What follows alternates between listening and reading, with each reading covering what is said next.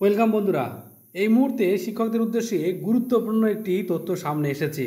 বলা হচ্ছে যে 23,145 জন সারপ্লাস শিক্ষককে নিকটবর্তী জেলাতে বদলি করা হবে। আর সেই উদ্দেশ্যে government of West Bengal school education department elementary branch থেকে আজকে একটি গুরুত্বপূর্ণ নোটিফিকেশান জারি করা হয়েছে।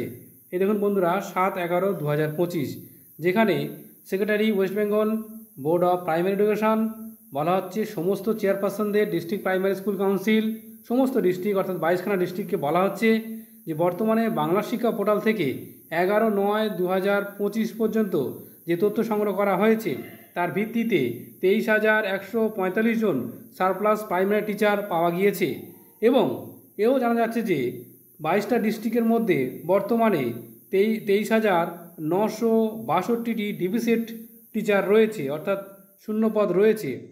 এখন বলা হচ্ছে যে এই 23,145 সারপ্লাস টিচারকে ট্রান্সফার করতে হবে 23,962টি শূন্য পদে, এবং তার জন্য 22টি ডিপিএসসিকে নির্দেশ দেওয়া হয়েছে।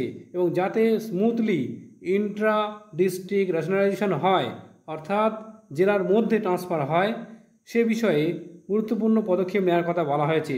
সেই উদ্দেশ্যে নোটিফিকেশন জারি করা হয়েছে।